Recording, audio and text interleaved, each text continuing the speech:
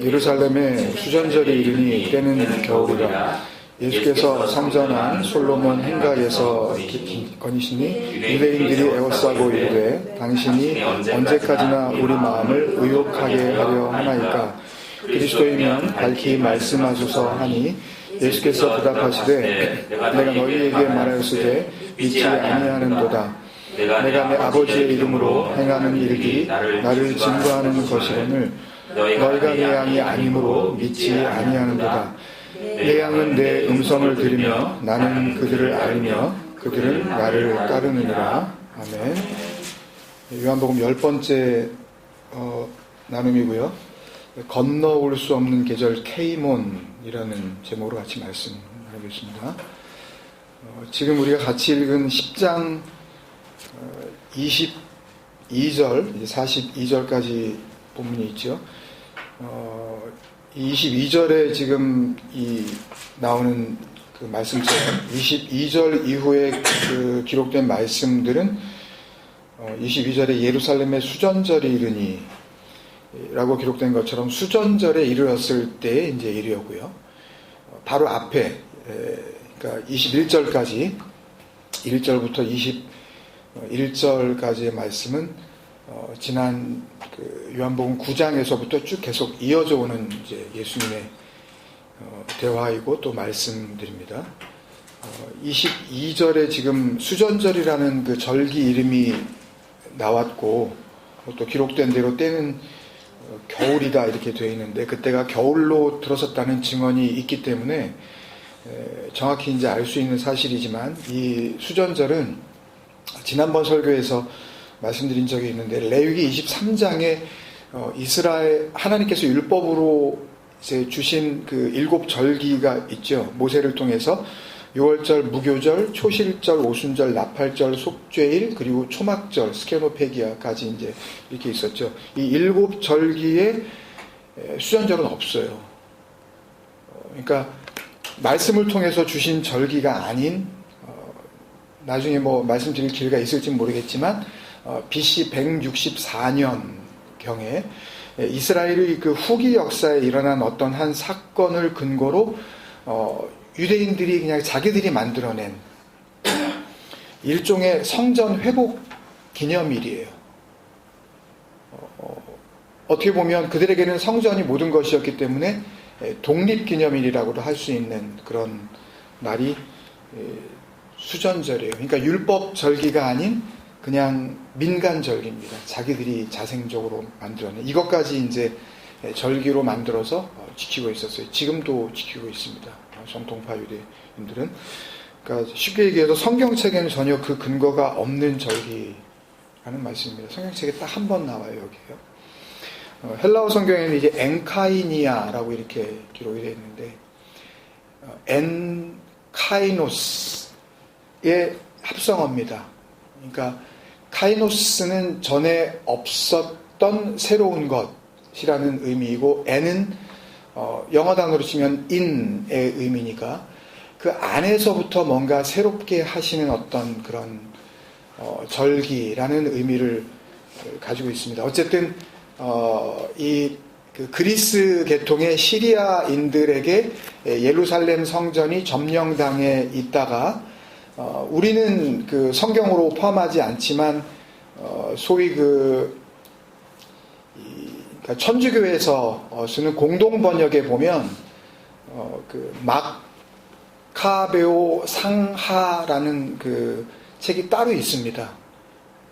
이 천주교가 쓰는 성경에는 그러니까 마카베오 그 가문이 혁명을 일으켜서 그 시리아 사람들을 예루살렘 성전에서 몰아내고 제우스의 신전화시켰던 그 예루살렘 성전을 다시 복원시킨 그 날을 이제 기념하는 절기가 수전절입니다.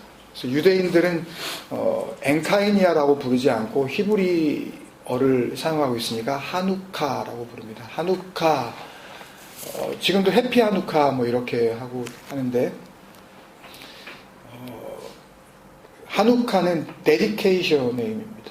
그러니까 봉헌, 헌정, 헌신, 이렇게 온전히 모든 것을 이렇게 드리다 이제 그런 의미로서 예루살렘 성전을 하나님께 다시 이렇게 온전하게 봉헌했다라는 그런 의미에서 이제 하누카라고 불리고 있는 수전절입니다.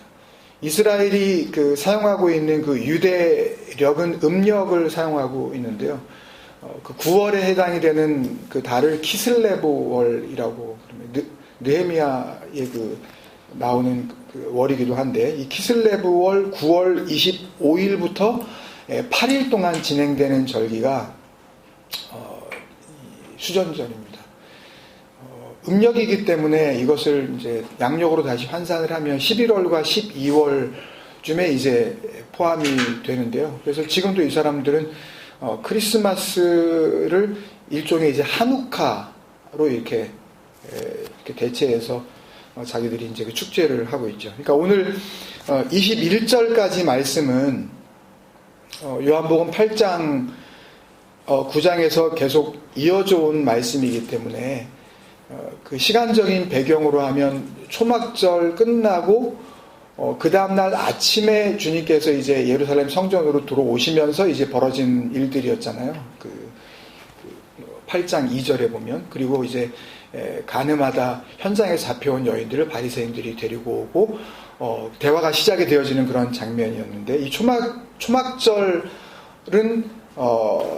유대력으로 하면은 그때도 말씀드렸겠지만 티리시월이라고 그들이 쓰는 달력으로 치면은 7월에 해당이 됩니다. 초막절 자체가 7월 15일에 있으니까 7일 동안 그 축제를 하고, 그리고 그 명절 이제 7일이 다 지나고 그 다음 날 쉐미니 아제레트라고 제가 알려드렸었던 그 초막절 기억나십니까? 예, 그 날이기 때문에 결국은 초막절은 유대력으로 7월 15일에 시작을 하니까 일주일 동안 하게 되면 7월 22일에 끝나게 되고 제8일이 되면 7월 23일이 되는 거죠. 왜 자꾸 이런 말씀을 드리냐면, 시간적으로 봤을 때 정확하게 지금 어떤 상황인지 알고 좀 말씀을 우리가 보게 되면 좀 더 분명하지 않을까. 그래서 21장까지는 7월 23일에 그 일이라면 지금 22절 말씀부터는 9월 25일 이후에 벌어지는 일들. 그러니까 10장 21절과 22절 사이에는 2달이라는 시간이 지금 감추어져 있다는 것을 우리가 알 수가 있습니다.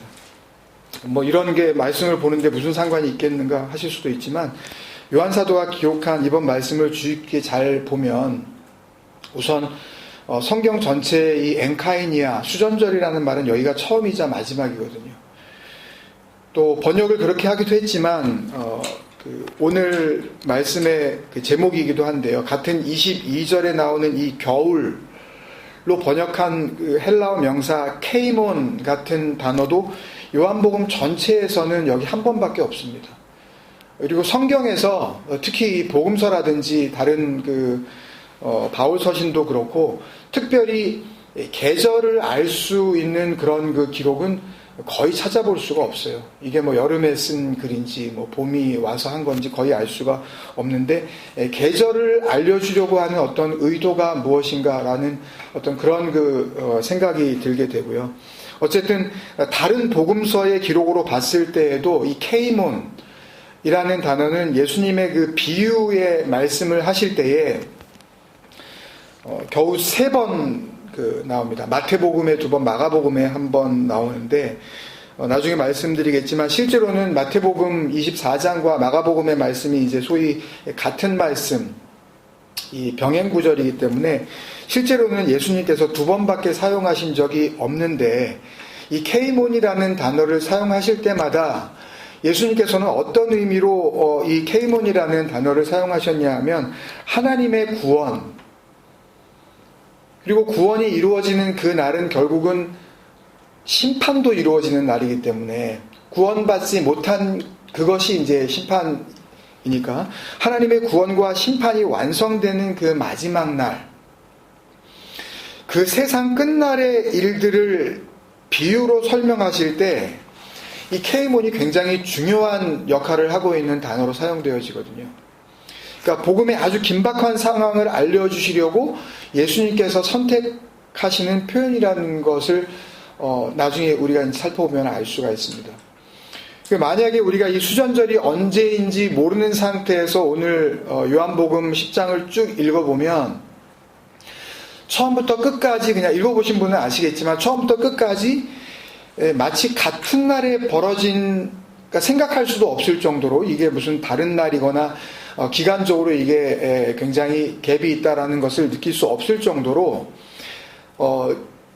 1절부터 끝까지 전부 다 이 양의 비유와 관련되어 있는 똑같은 주제와 내용에 대한 말씀을 계속 하시면서 여기에 또 반복되어지는 유대인들과의 그 갈등, 험악한 어떤 그런 분위기가 이어지고 있기 때문에 이 시간적인 갭이 얼마인지 모른다면 도대체 얼마나 긴 시간 동안, 그리고 유대인들은 이 한 말씀을 갖고 물고 늘어지면서 얼마나 고집스럽게 예수님께서 전하신 이 한 가지 구원의 말씀이 그들에게는 풀리지 않는 복음의 숙제로 그대로 남아있고, 또 이 유대인들이 맞다고 생각하는 하나님에 대한 믿음이 사실은 얼마나 왜곡되어 있는지 그 심각성을 우리가 고스란히 공감하기가 어렵거든요. 또 그러다 보면 더 중요한 것은 이런 복음의 상황을 현실적으로 복음을 들어야 하는 나 자신에게 온전하게 비추어 보는 것이 쉽지 않단 말이죠. 그러니까 알고 말씀을 보자는 말씀입니다. 9장 마지막 장면을 보면 예수님께서 바리새인들이 우리도 맹인인가? 라고 되물을 때에 너희가 맹인이 되었더라면 죄가 없으려니와 본다고 하니 너희 죄가 그대로 있느니라 라고 말씀하셨단 말이에요. 이 말씀은 9장 그 전체에 날 때부터 맹인이었던 자를 고치시고 그 고치신 그 사건을 통하여서 벌어지는 모든 일들 가운데 전하시고자 하셨던 그 복음의 그 내용의 결론이면서 이제 10장 말씀의 근거가 되는 말씀이거든요. 그러니까 다른 날이 같은 날에 계속 그 한 장면에서 계속 이어져 오는 말씀이란 말입니다. 그렇다면 결국은 하나님 앞에서 이 죄 없음과 맹인이 되었더라면 죄가 없다. 너희가 본다고 하니 죄가 그대로 있다. 그러니까 죄 없음과 죄 있음이 어떻게 나뉘어지는지를 극단적으로 알려주시는 복음이란 말이에요. 은혜와 심판이 여기에 있다는 거죠. 그렇잖아요, 여러분. 이 하나님 앞에서 죄가 있느냐 없느냐의 이 문제는 가장 중요한 문제잖아요. 그러니까 율법을 지켜서 구원을 받겠다고 하는 그 입장에서 보나 은혜로 구원을 받을 수 있다라는 입장에서 보나 하나님의 구원이 나에게 이루어지느냐 이루어지지 않느냐를 결정하는 가장 기본적이면서 가장 최종적인 기준이 뭐예요? 죄의 문제잖아요. 죄가 있는 상태에서 구원이 어떻게 이루어져요? 죄가 없는 것이 확인이 되어져야 그것이 구원을 이루시는 하나님의 은혜로 넘어갈 수 있는 가장 기본적인 기준이잖아요. 이스라엘이 성전과 제사와 이 모든 절기와 성경에는 있지도 않은 절기까지 만들고 율법을 정확하게 지키려는 모든 이유는 그 죄 없는 거룩하신 하나님 앞에서 자기들도 죄 없는 거룩한 상태로 있기 위함이었던 거잖아요. 이 똑같은 논리가 이 명칭과 형태만 바뀌었을 뿐이지 지금도 건물로서의 교회와 요새 인터넷 교회 어쨌든 그런 눈에 보이는 교회와 매주 드려야 하는 주일 예배와 얼마나 하는 게 쉬지 말고 기도하는 건지는 저는 잘 모르겠지만 쉬지 말고 기도가 되는 건지 일정한 시간의 어떤 기도 생활과 정확한 11조와 또 빼먹지 않는 어떤 규칙적인 얼마가 됐든지 헌금과 그러니까 이런 형식으로 고스란히 유지가 되고 있는 이유는 한 가지잖아요. 하나님 앞에 내가 할 수만 있으면 거룩하게 있으려고. 하나님이 혹시나 죄 있다 그러실까 봐. 그죠? 너 왜 요새 주일 제대로 안 지키냐? 응? 왜 요즘 기도 생활이 이렇게 소홀해? 응? 11조는 왜 떼어먹어? 그러니까 이런 근거 없는 불안함이 하나님과 복음에 대한 심각한 오해와 왜곡인지도 모른 채 이스라엘 그때부터 지금까지 그 역사와 전통을 자랑하고 있는 거란 말이에요. 소위 거룩한 부담감이라는 신조어까지 만들어서. 그러니까 이것과는 근본적으로 완전히 다르지만 그리스도 예수로 말미암아 진리의 복음에 의하여 은혜로 받게 되는 구원도 똑같아요. 역시 죄에 대한 문제가 핵심 문제예요. 그래서 예수 그리스도로 말미암는 속량, 그죠? 지불해야 될 죄의 값이 있다는 거죠. 그렇게 죄 없는 상태가 되게 하시는 것이 또한 하나님의 은혜가 지향하고 있는 목표란 말이에요. 죄 없게 하시는 것이. 그러니까 어떤 길을 가든 간에 이렇게 중요한 구원의 기준이 뭐예요? 죄가 있느냐, 죄가 없느냐에 대한 것인데 예수님께서는 우리가 보기에 어떻게 보면은 너무 간단하게 또 너무 단순하게 말씀하신 게 아닌가 싶을 정도로 알려주신 것이 너희가 맹인이냐 아니냐, 너희가 보지 못하는 자들이냐 아니면 본다고 하는 자들이냐. 그러니까 이걸 가지고 죄 없음과 죄 있음이 구별된다고 말씀하신 것이 지금 9장 마지막의 결론이거든요. 이게 복음이란 말이에요. 근데 이 말씀은 바리새인들이 정확하게 못 알아들은 것 같아요. 그래서 10장 1절부터 이제 계속되어지는 이 말씀이 결국은 그 말씀에 대한 예수님의 추가적인 설명이에요.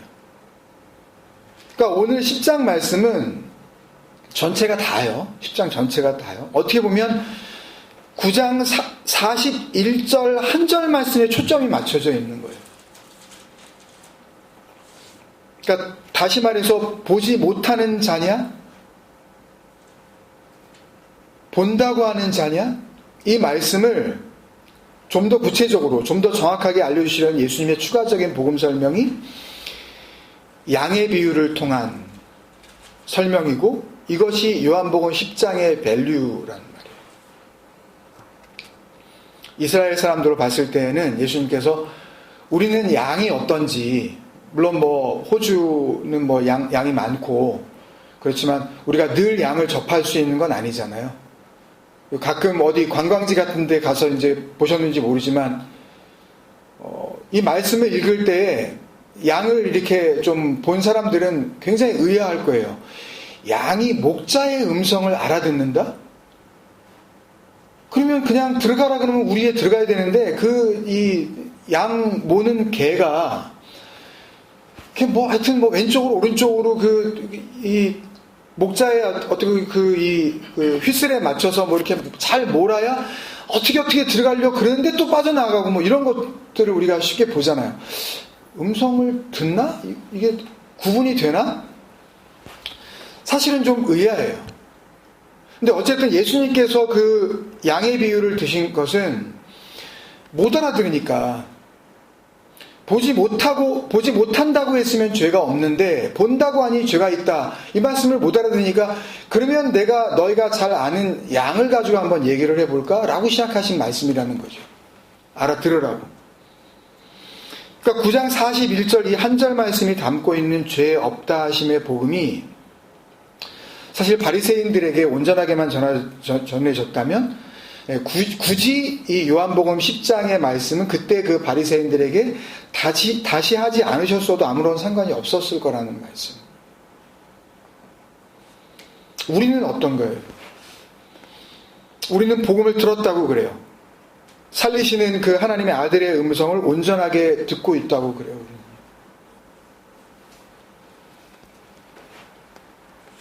예수님께서 나에게 내가 이 세상에 와서 하는 심판은, 내가 심판하러 이 세상에 왔으니, 그러니까 내가 이 세상에 와서 하는 심판은 보지 못하는 자들로 보게 하고 보는 자들은 보지 못하게 하려 함이라. 너희가 맹인이 되었더라면 죄가 없으려니와 본다고 하니 내 죄가 그대로 있느니라고 나에게 말씀하실 때, 기록으로 남겨져서 지금 이렇게 나에게도 말씀하시고 있는 거니까, 이 말씀이 나의 죄 없다함을 이루시는 구원의 복음이 된 건지, 아니면 적어도 내가 본다고 하는 자리에 있다가, 본다고 하는 자리는 뭐예요? 너희가 본다고 하니 너희 죄가 그대로 있느니라. 본다고 하는 자리는 우리의 죄가 그대로 있는 자리죠. 율법으로나 은혜로나 그 상태에서는 하나님의 구원이 이루어질 수가 없는 자리라고 그랬어요. 죄의 문제가 해결되지 않고서는. 본다고 하는 자리, 그 나의 죄가 그대로 있는 자리, 거기에서 보지 못하는 자리로 가게 되는, 보지 못한다고 했으면 죄 없다 하시는 자리라 그랬죠. 거기로 가게 되는 말씀의 인도를 받았는지, 나는 복음을 들었다 그러니까 나는 알 수 있을 거 아니에요. 복음을 들었다며요.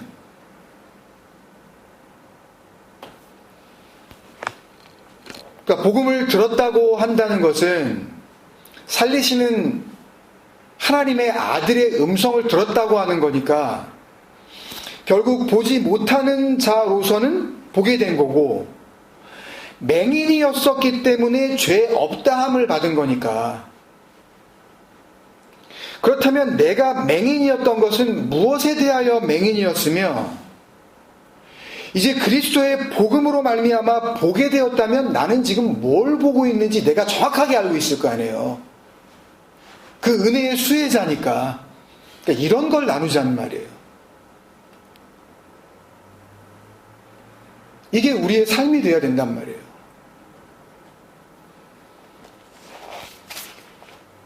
카페에 이런 그 진정한 나눔들이 넘쳤으면 좋겠어요. 나는 뭘 보질 못했으며, 나는 뭘 보게 됐으며,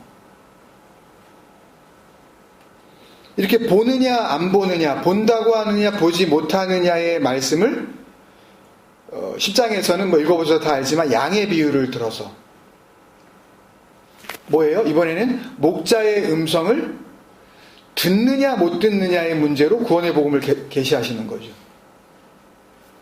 보느냐 안 보느냐, 본다고 하느냐 보지 못하느냐, 이것을 이번에는 듣느냐 못 듣느냐의 문제로 구원의 복음을 알려주셔요. 앞에서 말씀드렸다시피 양의 비유를 통한 말씀을 2달이 넘는 기간 동안 예수님께서 추가적인 해석까지 해주셨는데도 불구하고 이 말씀이 결과적으로 유대인들에게는 복음으로서 제시가 안 된 것 같아요. 무슨 말씀인지 들리지를 않는 거죠. 사실상 오늘 말씀을 보면 이 같은 양의 비유의 말씀을 예수님께서 한번 말씀하시고 1절부터 5절까지, 그리고 못 알아듣는 것 같아서 7절부터 다시 풀어주시고 2달이 넘어서 수전절을 맞이하면서 또 풀어주시면서 같은 말씀을 사실 3번 말씀하셔요. 그러니까 우리는 말씀을 보려면 이 3번 중에 한 가지의 말씀만 갖고 봐도 되는 거예요. 그죠? 같은 말씀을 계속. 그러니까 1절부터 5절까지가 이 양의 비유의 오리지널 버전이라고 한다면, 그들이 못 알아듣는 것 같아서 다시 한번 설명해 주시는 일종의 커멘터리 버전이 7절부터 18절까지죠. 근데 예수님께서 풀어서 말씀해 주셨는데도 이번엔 그냥 못 알아듣는 정도가 아니라 이 설명을 들은 유대인들끼리 분쟁이 일어났어요. 19절에 보면 이 말씀으로 말미암아 유대인 중에 다시 분쟁이 일어나니, 헬라어 스키스마인데요.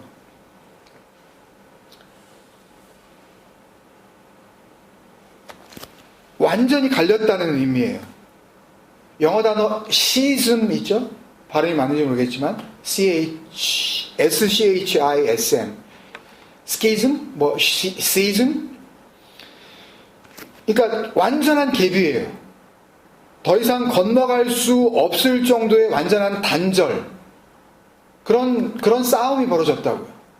근데 어떤 싸움이냐 하면, 그 수준이 뭐냐 하면, 20절, 21절이죠.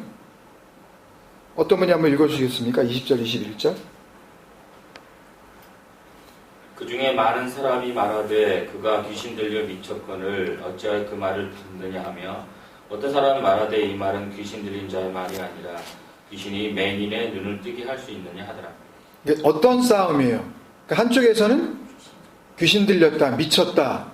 그리고 한쪽에서는 미친 사람이 어떻게 맹인의 눈을 뜨게 하느냐. 그러니까 어느 정도, 그러니까 주님께서는 지금 하나님의 생명 주시는, 살리시는 복음을 전하고 있는데 유대인들은 그걸 받으면서 저 인간 미쳤냐 안 미쳤냐는 수준의 분열이 벌어지는 거예요.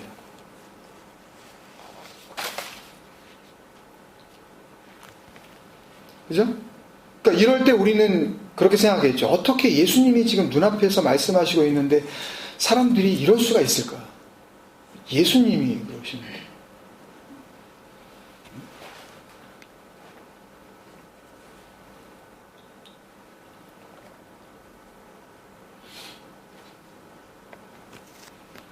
정말 내가 지금 율법이 모든 것인 당시 그 사람들처럼 그런 세상 가운데서 태어났고 우리는 또 그렇게 태어났잖아요. 교회가 구원의 모든 것인 이 세상에 우리는 태어났잖아요. 교회가 그 구원의 결정적인 역할을 한다는 생각이 정상이지 그렇지 못하다는 생각이 비정상인가요? 정상인가요? 그죠? 거기에서 태어났잖아요. 거기서 배우고 거기서 자라나서 어른이 되었을 때 이런 예수 같은 사람을 우리가 만났다면 이 바리새인들처럼 이 유대인들처럼 하지는 않았을까?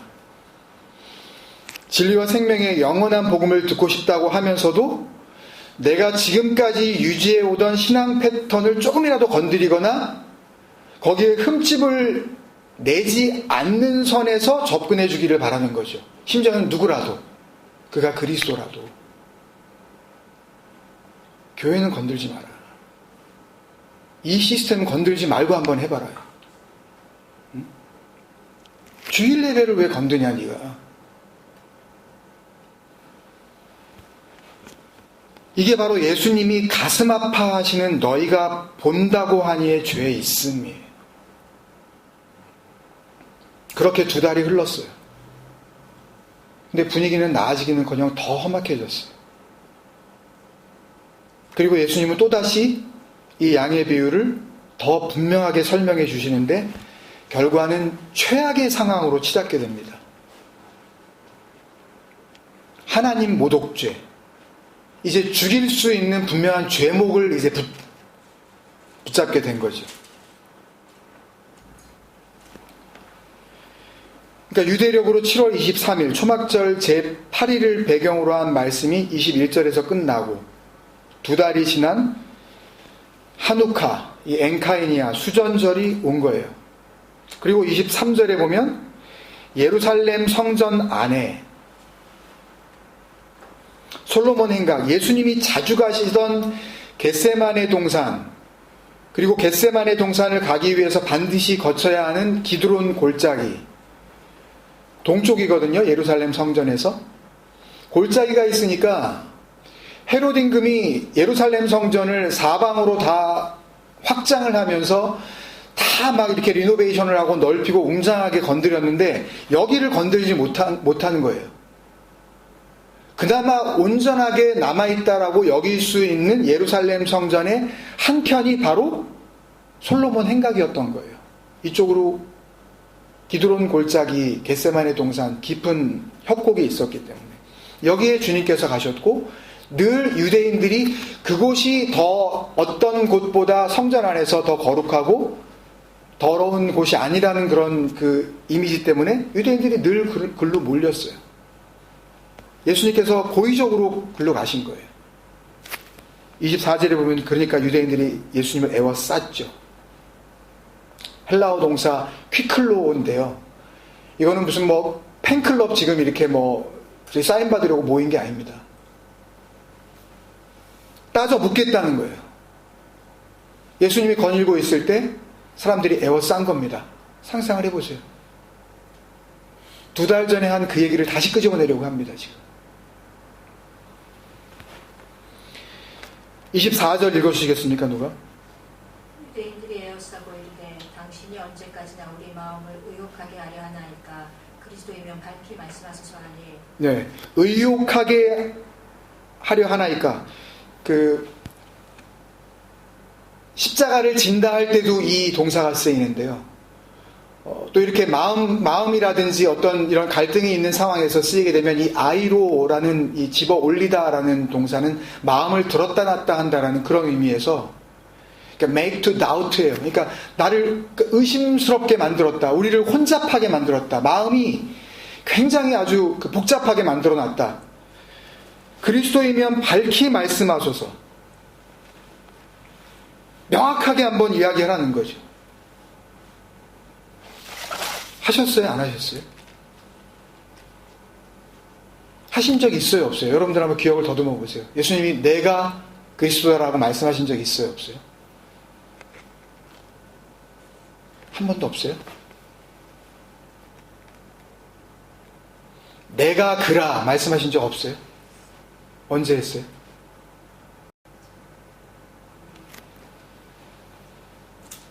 요한복음 안에 있어요.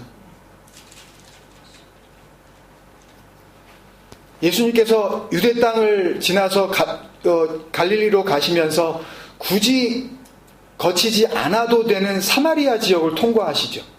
요한복음 4장에서. 수가성 운물 곁에 다가오는 여인에게 진정한 예배가 무엇인지를 이야기하시는 가운데에 예수님께서 하신 적이 있어요. 내가 그라. 너에게 말을 하고 있는 내가 그라. 메시아, 그 그리스도라라고 분명히 말씀하셨다고요. 물론 그 말씀이 사마리아 지역에서 그 여인이 물동을 버려두고 동네로 들어가서 사람들에게 내가 메시아를 만났다라고 말은 했지만 그게 사마리아 지역으로 끝났을지 아니면 유대 땅과 온 이스라엘 지역으로 다 퍼졌을지 그거는 제가 몰라요. 그러나 예수님께서 내가 그라라고 말씀을 하지 않으셨어도 하나님이 보내신 자가 아니면 할 수 없는 그런 많은 기적들을 행하셨잖아요. 그러니까 오늘 말씀에서도 예수님께서 그들에게 나를 믿지 못하겠거든 내가 한 일을 믿어라 그러잖아요. 누가 그렇게 할 수 있겠니? 하나님이 보내신 자가 아니면 하신 적이 있어요. 요한복음 4장 25절 26절 한번 읽어봐 주시겠습니까? 요한복음 4장 25절 26절. 이것은 예수께서 요한복음 4장 25절. 여자가 이르되 메시아 곧 그리스도라 하는 이가 오실 줄을 내가 아노니 그가 오시면 모든 것을 우리에게 알려주시리이다. 예수께서 이르시되 내가 말하는 내가 그라 하시니라. 예.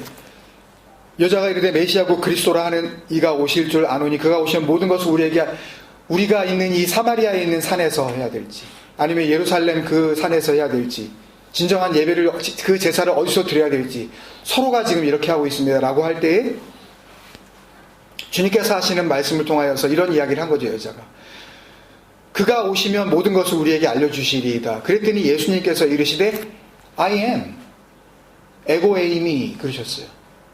I am 너에게 말하고 있는 내가 그다.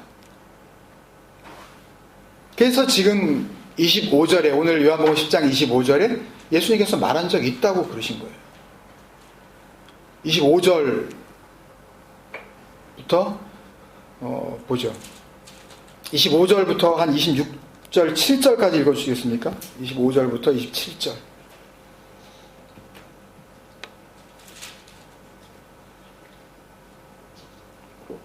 제가 읽을게요. 예수께서 대답하시되 내가 너희에게 말하였으되 믿지 아니하는도다. 한 가지 좀 확인하고 넘어가야 될 것은 여담일 수 있지만 생각을 잘 하셔야 되는데요. 그러니까 하나님께서 우리에게 말씀을 통하여서 복음을 전하실 때 우리가 알아들을 수 없는 하나님의 언어가 따로 있는 것이, 그건 누구도 알 수가 없으니까 우리가 알아들을 수 있는 사람의 말을 통하여서 복음을 전하셔야 하니까 인간이 쓰고 있는 같은 단어를 사용을 하게 됩니다. 어쩔 수 없이. 그러니까 예를 들면 이 믿는다라고 했을 때 설명을 드린 적이 있는데, 이 믿음, 이 피스티스라는 그 단어는 성경을 통하여서 하나님의 이름으로 제시되고 있단 말이에요. 신실하신 하나님라고 할 때 그 하나님의 이름이 피스티스라는 말입니다. 그 피스티스를 받게 되면 그것을 피스튜오라 그래요. 으뜸, 첫 번째, 제일 먼저라는 단어가 헬라어 단어로 프로토스입니다. 근데 맏아들이 되다, 첫째가 되다 그러면 프로튜오예요. 그러니까 이 단어들을 사람이 쓰는 단어를 통하여서 복음을 전하시기 위하여서 특정한 언어들을 사용을 하실 때에 우리는 단순히 기록되어져 있는, 그러니까 왜냐하면 요한복음을 읽어보면요, 많은 사람들이 예수를 믿더라. 또 뒤에 가가지고는 예수님께서 말씀하시되 그들이 믿지 아니하니, 계속 이게 막 왔다 갔다 한단 말이에요. 그러니까 우리가 정말 이 말씀을 잘 읽어야 돼요. 그러니까 그런 식으로 같은 말을 가지고 복음을 전하시고 있기 때문에 어떤 상황 속에서 이것이 사람의 언어로 전해지고 있는지 아니면 하나님께서 사용하시는 복음의 언어로 전해지고 있는지 그것을 분명하게 구별하지 못하면 어차피 인간의 언어를 사용하고 있기 때문에 그게 그건가 하고 구분할 길이 없다는 거죠. 예수님께서 대답하시되 내가 너희에게 말하였으되 믿지 아니하는도다. 그러니까 하나님의 그 믿음을 받지 않았다는 말씀이에요. 지금 이 말씀은 내가 내 아버지의 이름으로 행하는 일들이 나를 증거하는 것이오늘 너희가 내 양이 아니므로 믿지 아니하는도다. 27절에 내 양은 내 음성을 들으며 나는 그들을 알며 그들은 나를 따르느니라. 굉장히 많은 복음을 지금 아주 짧은 그 말씀 안에 정말 한없이 막 쏟아부어주고 계시는 그런 장면이거든요. 맨 마지막에 그들은 나를 따르느니라. 아콜루데오, 캘류도스, 그러면 길이에요. 아가 붙으면 여기서는 same이라는 그 의미, 부정 그 접두어가 아니라 이 같은 의미로서의 이 접두어인데요. 그래서 캘루도스, 콜루데오, 그러면 함께 같은 길을 가다, 함께 같은 길에 있다라는 그런 말씀이에요. 나를 따르느니라. 어디에서 이 단어를 쓰셨을 것 같아요? 예수님께서 제자들에게 특별히 마태복음 16장에서 주님께서 처음으로 제자들 앞에서 이제 내가 대제사장과 또 이 유대인들에게 끌려가서 죽임을 당하게 되고 3일 만에 살아난다라는 이야기를 했을 때 베드로가 안 됩니다. 절대 그런 일 못 벌어지게 합니다. 이 장면에서 주님께서 말씀하시잖아요. 사탄아 물러가라 그러시면서 하나님의 일을 사람의 생각으로 이것을 갖다가 막으려고 한도다라고 하시는 그 말씀 다음에 누구든지 나를 따라오려거든 자기를 부인하고 자기 십자가를 지고, 번역이 잘못됐어요. 그러니까 아이로 스타우로스예요. 그러니까 그 십자가를 지고, 그런 의미예요. 자기 십자가, 그래서 네 십자가, 얘 십자가 이런 게 아니라 여기 자기라는 그런 소유격이 들어가 있지 않아요. 그냥 그 십자가예요. 톤스타우론. 그 십자가를 지고 나를 따를 것이니 아콜루데오 모이, 나를 따를 것이니라. 그러니까 자기 부인은 아시죠? 자기 부인은 뭐였죠? 내 안에 진리가 없다는 것. 파르네오마이, 내 안에 생명이 없다는 것. 내 안에는 그런 말이 흐르고 있지 않다는 것. 이거 어디서 했었잖아요. 십계명 할 때인가? 하여튼 그죠? 자기 부인에 대해서. 그러니까 자기 부인과 십자가 짐과 예수를 따름은 같은 말씀이라는 거죠.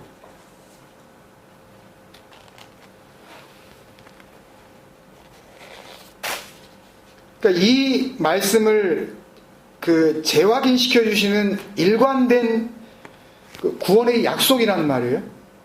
그러니까 여기까지만 이 말씀들만 정리를 해봐도 예수 그리스도의 목자 되심, 그리고 구원받는 자들의 그의 양됨의 비유가 가리키고 있는 내용이 무엇인지 굉장히 구체적이고 풍성한 복음의 리소스를 우리가 얻을 수가 있어요. 예수님께서 26절에 그러시죠. 복음을 들으면 들을수록, 하나님이 보내신 자로서의 기적을 베풀면 베풀수록 마음에 의심만 쌓아가는 바리새인들에게 하신 말씀이에요. 26절에 너희가 내 양이 아니므로 믿지 아니하는도다. 그러니까 언뜻 보면 양이 정해져 있구나. 니네는 내 양이 아니니까 믿지 않는 거야 라는 쪽으로 우리가 생각해 볼 수 있잖아요. 예정론 정확하게 이걸 갖다 말씀하시고, 그런 의미가 아니에요.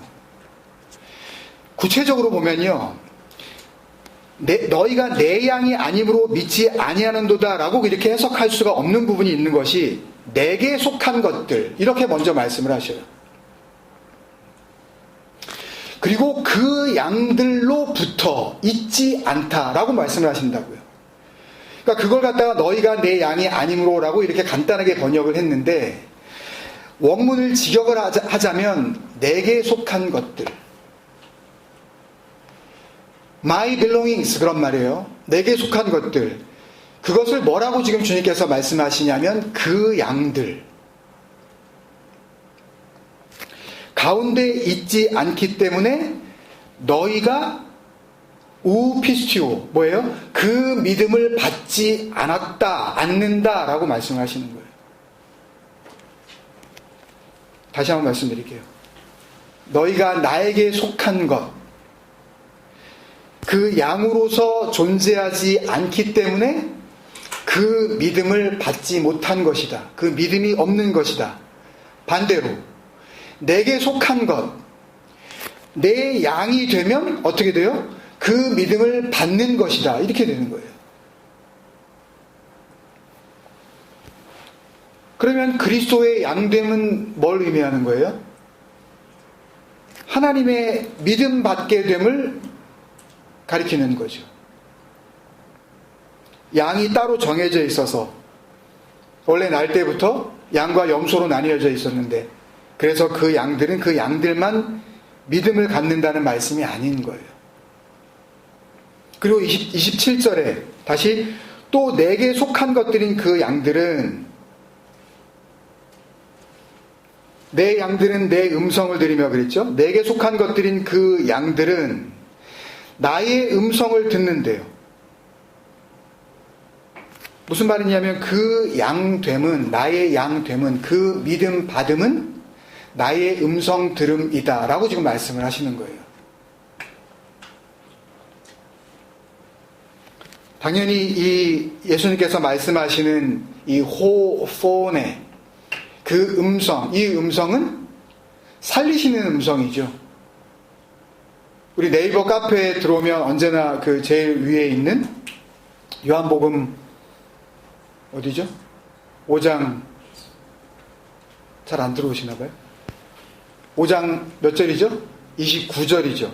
진실로 25절이죠. 진실로 진실로 너희에게 이르노니 죽은 자들이 하나님의 아들의 그 음성을 들을 때가 오나니, 그 호포네예요. 그 테스, 포네스. 그 음성을 들을 때가 오나니 곧 이때라 듣는 자는 살아나리라. 그리고 27절을 계속 보면 나는 그들을 알며 그들은 나를 따르느니라. 아까 따르느니라는 말씀을 드렸으니까 나는 그들을 안다. 이 말씀은 그 앞선 두 번째 그 커멘터리 버전 14절 15절에서 이미 말씀을 하셨어요. 14절 15절에서 예수님께서 나는 선한 목자라, 나는 내 양을 알고 양도 나를 아는 것이, 이렇게 말씀하셨잖아요. 15절에 아버지께서 나를 아시고 내가 아버지를 아는 것 같으니, 나는 양을 위하여 목숨을 버리노라. 그러니까 이 말씀에 사실 15절 제일 앞에 굉장히 중요한 접속사가 먼저 나와요. 마치 뭐뭐와 같이라고 하는 이 헬라어 유사 접속사 카도스가 나오기 때문에 사실은 뒤에서부터 번역을 해서 앞으로 가야지는 맞는 거예요. 어쩔 수 없이 그냥 14절, 15절을 순서대로 번역을 했지만 우리 성경이. 그러니까 원래의 그 문장의 어떤 말하는 내용대로 다시 써보자면 15절을 해놓고 앞으로 가야 돼요. 그러니까 아버지께서 나를 아시고 내가 아버지를 아는 것처럼 나는 내 양을 알고 양도 나를 안다. 이 기노스코 이 헬라어 안다라는 단어를 계속 사용을 하시는데요. 그러니까 하나님께서 나를 아는 것, 내가 아버지를 아는 것, 그리고 내가 양을 아는 것, 그리고 양이 나를 아는 것, 이 알미라는 것이 무엇인지 예수님께서 분명하게 여기서 알려주고 계신 거거든요. 그러니까 27절에 주님께서 나는 그들을 알며 라고 말씀하신 것은 이미 앞에서 말씀하신 14절, 15절을 그대로 받는 기노스코로서의 알미예요. 그러니까 이 부분을 다시 한번 정리하면 그냥 나는 그들을 알며가 아니라 나는 그들을 알며라고 간단하게 말씀하신 이 말씀은 아버지께서 나를 아는 것 같이 나도 내 양을 안다. 같은 알미니까요. 그러면 한 걸음 더 나아가면 아버지께서 나를 아시고 내가 아버지를 알기 때문에 그 알미 하나가 되어 있잖아요.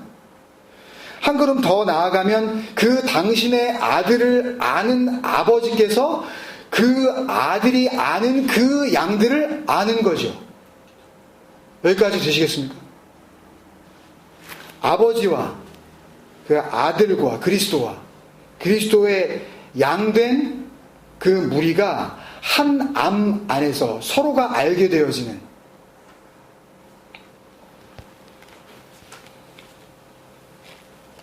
다시 한번 여기까지 정리해보면요, 그의 양됨은 그의 믿음을 받게 됨이고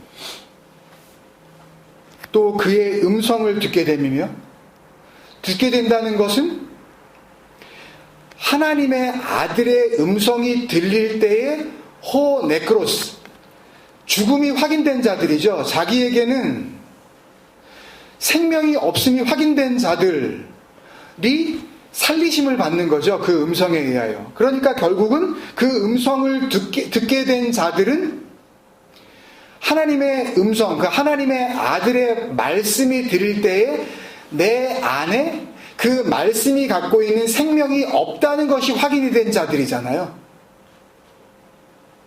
여기까지 우리가 와 닿아야 됩니다.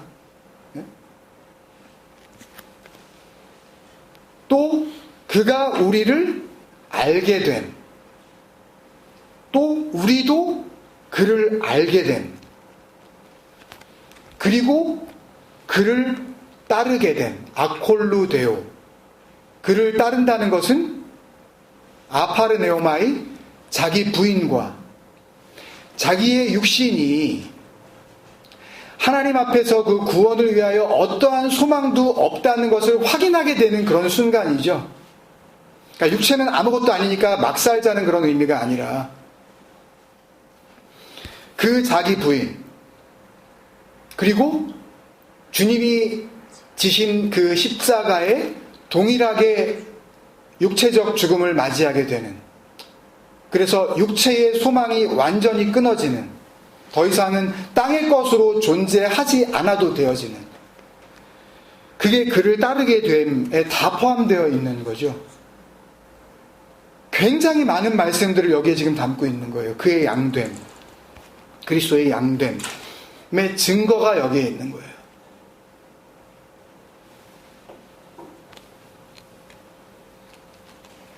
자기의 부인과 그 십자가를 질무로 확증된다는 거죠. 그 십자가는 하나님의 약속이 이루어지는 곳이니까 약속만 남는 거죠. 하나님이 생명 주시겠다는, 구원하시겠다는 그 구원의 약속만 남고 그 약속이 이루어지는 자의 육체는 버림을 받는 거죠. 그 약속에 의하여 죽음을 맞이하는 곳이 그 스타우로스잖아요. 십자가잖아요. 그죠? 하나님의 말씀에 의하여 예수 그리스도를 통하여 육체를 입고 있는 자들이 그 약속 안에서 하나님과 하나가 되어지는 그곳. 그러니까 그의 양됨은 하나님의 약속이 이루어져서 더 이상 육체의 일을 통해 구원을 소망하지 않게 되는 진정한 해방, 죄와 사망의 법에서 생명과 진리의 영의 그 법 안으로 들어가는 그 자유, 영원한 생명으로의 자유까지를 보증하시는 약속 있는 비유인 거죠. 이 양의 비유. 그래서 28절, 29절에 예수님께서 내 양들은 영원한 생명을 얻는다. 그 말씀을 하시는 거예요. 28절, 29절은 좀 읽어주시겠습니까? 누구 안 좋지? 내가 그들에게 영생을 주노니 영원히 멸망하지 아니할 것이요 또 그들을 내 손에서 빼앗을 자가 없느니라. 그들을 주신 내 아버지는 만물보다 크심에 아무도 아버지 손에서 빼앗을 수 없느니라. 그죠? 내 손에서 빼앗을 수 없는 것을 아버지 손에서 빼앗을 수 없다라고 말씀을 하시면서 주님의 손과 예수 그리스도의 손을 통하여서 이루시는 그 구원이 보이지 않지만 그 하나님을 통하여 이루어지는 구원이라는 것을 계속 증언해 주시는 거예요. 그리고 다음 구절이 이 모든 말씀의 결론이거든요. 복음의 결론이기도 해요. 그러니까 복음을 통하여서 여기까지 완성시키시고 이루시는 약속인 거죠. 30절에 나와 아버지는 하나이니라. 에고 카이 호 파테르 the father 헨 에스멘 헤이스라는 단어인데요. 하나다. 나와 아버지는 하나다. 단순히 무슨 삼위일체, 이위일체, 아버지와 나는 원바디다, 한 몸이라는 그런 의미가 아니라 같은 뜻, 같은 위치, 그리고 같은 것을 이루기 위하여 일하고 있다는 의미의 표현이에요. 똑같은 표현을 사도 바울이 했어요. 고린도 성도들에게 복음을 받아들였는데도 불구하고 오히려 그 복음에 의하여서 분쟁이 생기고 다툼이 있는 것을 보면서 쓴 편지에 발견할 수가 있는데 고린도전서 3장의 말씀인데요. 고린도전서 3장 그 2장 1절 1장부터 쭉 읽어오면 더 좋지만 그냥 그 부분만 시간 관계상 읽고 나머지 부분들이 여러분들이 나중에 한번 읽어보시고요. 고린도전서 3장 6절에서 9절까지만 읽으면 될 것 같아요. 이것도 한번 누가 읽어주시겠습니까? 남이 심었고 아볼로는 물을 주었으되 오직 하나님께서 자라나게 하셨나니 그런즉 심는 이나 물 주는 이는 아무것도 아니로되 오직 자라게 하시는 이는 하나님뿐이니라. 심는 이와 물 주는 이는 한 가지이나 각각 자기의 일한 대로 자기의 상을 받으리라. 우리는 하나님의 동역자들이요 너희는 하나님의 밭이요 하나님의 집이니라. 네. 읽어보셔서 아시겠지만 고린도 교회는 파가 막 이렇게 막 갈려고 그랬죠. 우리는 게바, 우리는 아볼로, 우리는 그리스도파 막 이러면서 파가 갈렸어요. 8절에 심는 이와 물 주는 이는 한 가지이나 호 피티온 심는 이 바울 자신을 이야기하죠. 6절에 나는 심었고 그랬으니까 바울이 데카이호 포티존 물 주는 이는 헨 에스틴 아까 그 단어 헤이스 에이미 하나다. 무슨 의미예요? 바울과 아볼로가 한 몸이란 뜻이에요? 어떻게 한 몸이에요? 같은 뜻, 복음을 위하여 하나님께서 그리스도를 통하여서 이루시고자 했었던 그 구원의 그 목표, 그 같은 뜻, 같은 위치에서 지금 아버지가 하신 그 같은 일을 하고 있다는 그 의미가 헤이스예요. 하나다. 그러니까 우리는 감히 그런 말을 하잖아요. 하나님의 동역자다 그런 말 하잖아요. 쉰 네르고스 하나님이 하시는 그 일을 내가 하고 있다. 그게 우리의 상이에요. 땅에 있는 존재이면서 이 땅에 있는 존재를 지으신 하나님의 그 영원하신 거룩함 앞에 우리가 그 일을 감당하고 있다는 것이 우리가 이 땅에서 누리는 상이라고요. 복음의 상이에요. 이게 헤이스 에스틴이에요. 하나다. 바울과 아볼로가 하나다. 오늘 예수님께서 말씀하시고 있는 나와 아버지는 하나다. 내가 아버지의 뜻을 가지고 왔다. 아버지와 같은 위치에 있다. 아버지가 가지고 계시는 그 생명을 나도 갖고 있기 때문에 내가 너희에게 주는 생명은 아버지께서 주시는 생명이 같은 생명이다. 아버지께서 이 일을 하시기를 원하시고 내가 그 일을 하고 있다. 그래서 하나라는 이야기예요. 그리스도 복음으로서는요, 최절정의 선언이에요. 우리에게 그 그리스도가 목자가 되어 우리가 그를 따름으로 말미암아 그가 하나가 되었을 때 우리는 역시 그 그리스도를 보내신 이의 아버지 되시는 그분과 우리는 하나가 되는 거기 때문에 그 생명과 그 뜻과 그 가치와 그 위치를 우리가 같이 누리고 있다는 그런 복음의 가장 복된 선언 아닙니까? 그리스도의 복음에 있어서는 최절정의 선언이지만 율법이 복음인 유대인들에게는 최악의 교만이에요. 예를 들어서 제가 여기서 설교하고 있다가 제가 하나님과 하나입니다. 난리 날걸요 아마? 안 그러겠어요? 이제 갈 때까지 갔다 저게 이제 한다는 소리가. 복음인데요. 육을 입고 있는 사람들에게는 도저히 받아들일 수 없는 교만 중에 교만이라고요. 율법의 하나님.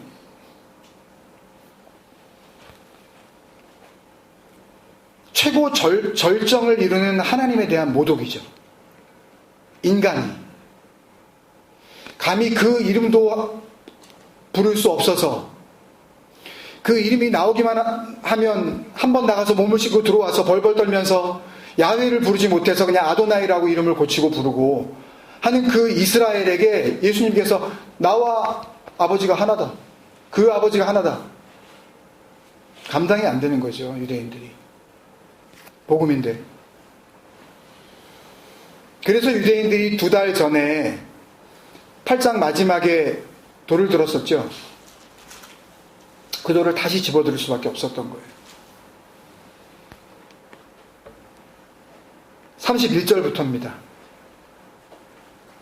중간에 34절, 35절 말씀은 정확하진 않지만 오래전에 제 생각엔 에베소서 할 때 나누지 않았었나는 생각이 들어서 굳이 설명을 안 드려도 될 것 같고요. 천천히 한번 그냥 읽어봐도 상황이 어떻게 돌아가는지 우리가 이제는 잘 알 수 있을 것 같아요. 31절 유대인들이 다시 돌을 들어 치려 하거늘 예수께서 대답하시되 내가 아버지로 말미암아 여러 가지 선한 일로 너희에게 보였거늘 그 중에 어떤 일로 나를 돌로 치려 하느냐. 유대인들이 대답하되 선한 일로 말미암아 우리가 너를 돌로 치려 하는 것이 아니라 신성모독으로 인함이니. 그러니까 복음의 최고 절정이 율법에 있어서는 최악의 망발이 되는 거죠. 내가 사람이 되어 자칭 하나님이라 함이로다. 예수께서 이르시되 너희 율법에 기록된 바 내가 너희를 신이라 하였노라. 시편 82편 6절을 인용하시는 건데요. 성경은 패하지 못하나니 하나님의 말씀을 받은 사람을 신이라 하였거든. 호 로고스 호 데오스 에게네토. 그 하나님의 그 말씀이 임하게 되면 에케이누스 에이펜데우스. 그들은 신들이다. 하나님의 그 신성에 그 하나님의 생명에 참여한 자들이다 라고 분명히 말씀하셨거늘 하물며 아버지께서 거룩하게 하사 세상에 보내신 자가 나는 하나님의 아들이라 하는 것으로 너희가 어찌 신성모독이라 하느냐. 만일 내가 내 아버지의 일을 행하지 아니하거든 나를 믿지 말려니와 나를 통하여 믿음을 받지 않아도 되는데 내가 행하거든 나를 믿지 아니할지라도 그 일은 믿으라. 내가 한 그 일을 통하여서 그 하나님의 믿음을 받아라. 그런 이야기예요. 그러면 너희가 아버지께서 내 안에 계시고 내가 아버지 안에 있음을 그때 깨달아 알리라. 이제 듣고 싶지도 않은 거예요. 그들이 다시 예수를 잡고자 하였으나 그 손에서 벗어나 나가시니라. 예수님의 어떤 노력도 2달이 넘도록 같은 말씀을 2번, 3번 설명을 하셔도 예수님이 설명하십니다. 지금 여러분. 섬겨드려야 할 제사와 예배의 대상으로서의 하나님을 갖고 있는 유대인들에게는 복음으로 도저히 건너오게 할 수 없는 너무나 큰 죽음의 골짜기가 그들 앞에 놓여져 있는 거예요. 예수님께서 사역 초기에 시작하셨던 그곳으로 다시 가십니다. 40절. 다시 요단강 저편 요한이 처음으로 세례 베풀던 곳에 가서 거기 거하시니, 요한복음 1장에 나오는 요단강 건너편 베다니에 가신 거죠. 이제 11장으로 연결되기 위해서 이런 장면이 나오는 겁니다. 많은 사람이 왔다가 말하되 요한은 아무 표적도 행하지 아니하였으나 요한이 이 사람을 가리켜 말한 것은 참이라 하더라. 그리하여 거기서 많은 사람이 예수를 믿으니라. 어떻게 믿었겠어요? 모르겠어요. 그런데 여기에서 다시 넉 달쯤이 지납니다. 예수님께서 6월절 어린 양으로 이제 죽음을 맞이하시는 바로 그 순간이에요. 다음 해가 되어져서 6월절. 예수님의 죽음을 엿새쯤 앞둔 12장 말씀을 가보면 요한사도가 다른 이야기를 하고 있어요. 안 보셔도 되는데 12장 36절에 주님께서 이렇게 말씀하십니다. 너희에게 아직 빛이 있을 동안에 빛을 믿으라. 그 빛을 통하여 아버지의 믿음을 받으라. 그리하면 빛의 아들이 되리라. 예수께서 이 말씀을 하시고 그들을 떠나가서 숨으시니라. 37절에 이렇게 많은 표적을 그들 앞에서 행하셨으나 그를 믿지 아니하니. 이건 뭐예요? 이때가 언제예요? 요한복음 12장은요? 무슨 장이라 그래요, 이걸요?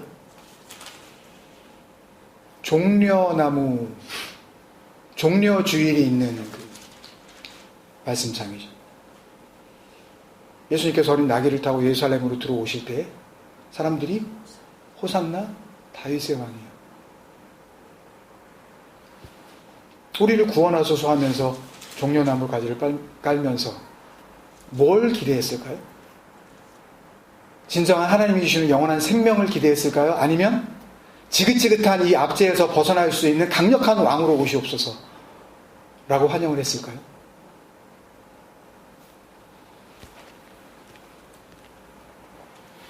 그를 믿지 아니하니. 영어 성경에 보니까 yet they believed not on him 이렇게 되어 있는데요. 원문에는, 헬라어 원문에는 이 피스티오의 미래 완료 동사를 써서 에피스티온을 쓰고 있는데, 이 미래 완료 동사를 쓰면 어떤 의미냐면 전에부터 지금까지 쭉 그래왔지만 앞으로도 계속해서 그러고 있다라는 의미거든요. 미래 완료, 계속해서 앞으로도 그러는 거예요. 계속해서 믿고 있지 않는다. 하나님의 그 믿음을 받아들이지 않는다.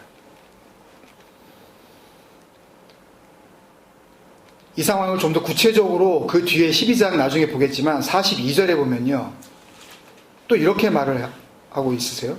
그러나 관리 중에도 그를 믿는 자가 바리새인들 때문에 드러나게 말하지 못하니 이는 출교를 당할까 두려워함이라. 아포 시나고고스, 그러니까 시나고그, 그 회당에서부터 쫓겨나게 되어지는 그 일을 당하면 율법이 다스리고 있는 그 세상 가운데에 출교가 의미하는 것이 어떤 의미인지 아실 것 같으세요, 여러분?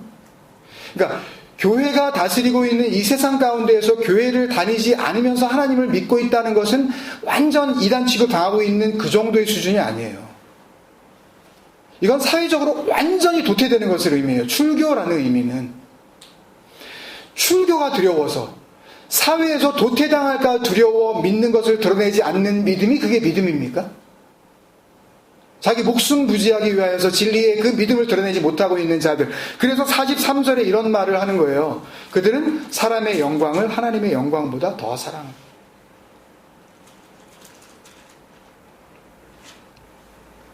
똑같이, 아까 말씀드린 대로 똑같이 믿음, 피스티스라는 단어를 쓴다니까요. 어쩔 수 없어요. 단어가 하나밖에 없으니까요. 뭐 어떡하겠어요, 그걸요. 그 단어밖에 없는데, 그렇게 전할 수밖에 없는데. 똑같은 믿음이라고 부를 수밖에 없지만 하나님의 영광으로 죄 없다 하시는 그 자리에 이르게 되어지는 그 양됨으로서 받게 되어지는 그리스도의 믿음이 있는가 하면요, 그냥 자기들이 생각하는 어린 양의 그 믿음과는 아무런 상관없이 별개의 믿음을 갖고 있는 그런 믿음이 더 많다니까요. 근데 자기들은 하나님 믿는다고 그러니까 그냥 뭐 같은 믿음이라는 단어를 쓰니까 이게 구분이 안 되는 거예요. 뭐 교회 다니세요? 뭐 하나님 믿으세요? 뭐라고 말하겠어요, 이걸요? 그래서 오늘 10장 말씀 한가운데 그때가 겨울이었다. 요한이 괜히 이런 말을 쓴 게 아니라고 저는 느껴져요.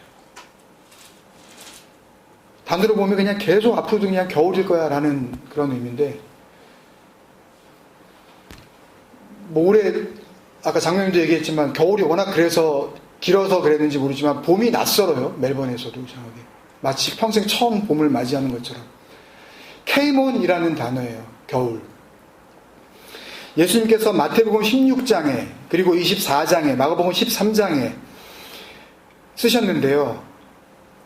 마태복음 16장은 너희들이 날씨를 분별하면서도 어떻게 시대를 분별하지 못하느냐, 말씀을 분별하지 못하느냐라는 말씀 가운데 나오게 되고요. 마태복음 24장과 마가복음 13장은 같은 내용을 쓴 그 병행구절이기 때문에 두 말씀 중에 아무 말씀이나 한번 보면 이 케이몬, 겨울이 어떤 의미인지를 우리가 알 수가 있거든요. 그 말씀을 보면서 오늘 말씀과 함께 정리를 하려고 하는데요. 마태복음은 아시다시피 28장까지 있어요, 여러분. 마태복음 28장은 부활하신 예수님에 대한 이야기예요. 27장은 십자가에 달리신 예수님의 모습이 나와요. 26장에는 마지막 저녁 만찬을 제자들과 함께 나누시는 예수님의 모습. 그리고 25장은 우리가 잘 아는 열처녀, 달란트, 양과 염소의 비유가 나와요. 그리고 24장이에요. 그러니까 굉장히 예수님의 마지막 순간이죠. 그때 제자들이 세상 끝날의 징조가 뭡니까? 물었는데 주님께서 대답하시는 가운데에 다 볼 수는 없고 지금 정리하려고 하는 그 케이몬을 알기 위하여서 마태복음 24장 15절부터 20절까지만 읽어보겠습니다. 15절, 그러므로 너희가 선지자 다니엘이 말한 바, 다니엘서 9장 11장 12장에 나오는 그 말씀인데요. 멸망에 가증한 것이 거룩한 곳에 선 것을 보거든 읽는 자는 깨달을진저. 별별 뭐 해석이 다 있습니다. 굉장히 난해 구절로 되어 있지만 복음으로 비추어보면 너무나 선명한 거기 때문에 지금 여기서 제가 설명을 다 드리지는 않겠어요. 16절에 그때에 유다에 있는 자들은 호이 엔 유다이아, 그러니까 결국은 유대 안에 있는 자들은 이라는 의미니까 결국은 율법 아래에 있는 자들은 이라는 그런 의미죠. 산으로 도망할지어다. 그러면 어떻게 되는 거예요?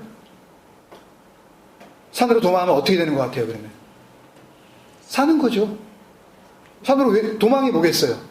도피를 왜 해요? 살려고. 네, 도망할지어다. 멸망에 가증한 것이 거룩한 곳에 선 것이 무엇인지 알면 이것이 너무 분명해지죠. 17절. 지붕 위에 있는 자는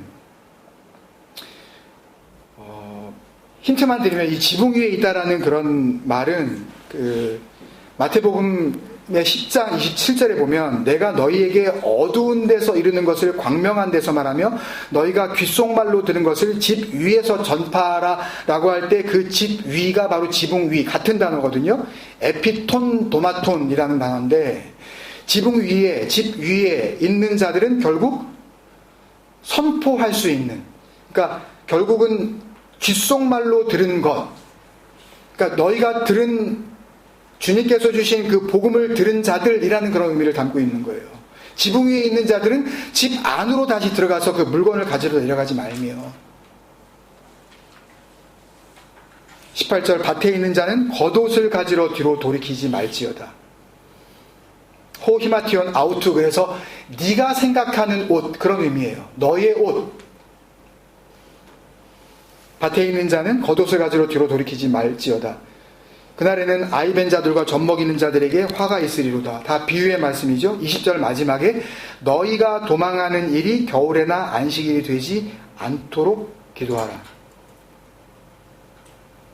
그러니까 도망이 겨울, 케이몬, 안식일, 엔 샤파톤, 엔 샤바스, 겨울이 되면 어떻다는 거예요? 안 된다는 거죠. 도망이 안 된다는 말씀이죠. 안식일이 뭡니까? 안식일 안에 있다는 게 뭐예요? 율법의 가장 중요한 것, 안식일을 지키는 것이죠. 안식일을 거룩하게 지키는 이 문제를 통하여서 예수님과 유대인들이, 그 바리새인들이 계속 갈등이 생기는 것 아닙니까?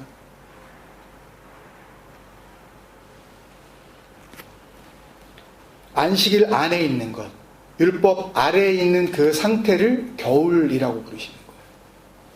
안식일 안에 있어서는, 그 율법 아래에 있어서는 멸망에 가져간 것이 거룩한 곳, 그 거룩한 처소, 그 엔토포 하기오스, 그 거룩한 처소는 나중에 요한복음 14장에서 내가 너희를 위하여 처소를 예비하러 가노니 아버지의 집에 거할 곳이 많도다. 하나님의 집 아니면 거룩한 곳이 없는 거죠. 그러니까 이런 것들은 복음을 쭉 들어오셨으면 지금 어떤 말씀을 하시고 있다는 것을 그냥 우리는 너무 분명하게 알 수가 있는 거예요. 그때에 그리스도 십자가로 분명히 쓰셨을 때에 우리의 처소, 예비된 처소가 우리에게 주어지는 그때에 우리가 살고 있는 계절이 겨울이 되지 않도록, 그 겨울은 안식일 안에 있는 율법을 지킬 수밖에 없는 그 육체의 소욕을 따르는 자기의 육체가 구원의 소망이 되어져 있는 그때가 되지 않기를 기도하라. 이 궂은 날씨, 겨울, 스토밍 데이예요. 라고 번역한 이 케이몬의 근거가 되는 단어가 카스마입니다. 영어 단어 캐즘이 여기서 왔어요. 깊이 갈라진 틈이죠. 협곡이에요. 그랜드 캐년처럼 깊은 구멍을 의미하고 있어서 impassable interval을 이야기합니다. 패서블 하지 못한, 임패서블한 그 갭, 도저히 건너갈 수 없는 곳, 그것을 의미하는 단어가 캐스마이고, 그런 상태로 있는 것이 케이몬이에요. 그리스도는 오셨습니다, 이스라엘에게. 그렇지만 그리스도의 푸른 계절은 오지 않고 이스라엘에는 여전히 겨울이 되어 겨울로 들어서고 있는 겁니다. 복음을 받았다는 우리에게는 이런 건널 수 없는 계절, 겨울이 이제는 더 이상 없는 겁니다. 복음을 통하여서 이 건너올 수 없는 그 계절, 겨울을 가운데 있지 않기를 정말 바랍니다. 땅의 생명으로 태어나서 땅만 바라보고 살다가 땅과 함께 사라지고 마는 복음을 통하여서는 건너갈 수 없는 그 케이몬, 그 육체의 소망 가운데 살지 마시고 그리스도의 양으로 부르셔서 그 믿음으로 말미암아 영원한 생명 주시는 그 빛난 계절, 빛의 계절, 복음 안에 살아가시는 여러분 되시기를 주님의 이름으로 축원드립니다. 아멘. 그러시겠습니다. 사랑하는 아버지, 은혜를 감사합니다. 땅에서 태어나 땅의 생명이 모든 것인 줄 알던 저희들에게 땅의 생명이 아니라는 것을 알려주시고 땅에서 끝나게 하지 않으시려고 우리에게 복음 주시며 구원의 계획을 세워주셔서 이 땅 위에 차별 없이 그 하나님의 은혜의 복음이 주어져 있다는 것을 알게 하여 주신 것 감사합니다. 우리를 양으로 부르시는 그리스도의 복음으로 말미암아 우리의 생명 없음이 여실히 드러나게 하여 주시옵시고 바로 그때에 그 말씀으로 말미암아 영원한 생명 주시는 놀라운 은혜를 받게 하여 주시옵소서. 그 겨울, 영적인 건널 수 없는 그 죽음의 계곡, 그 사망의 골짜기에서 우리를 건너게 하시는 유일한 길을 되신 예수 그리스도의 이름으로 감사하며 기도합니다. 아멘. 아멘.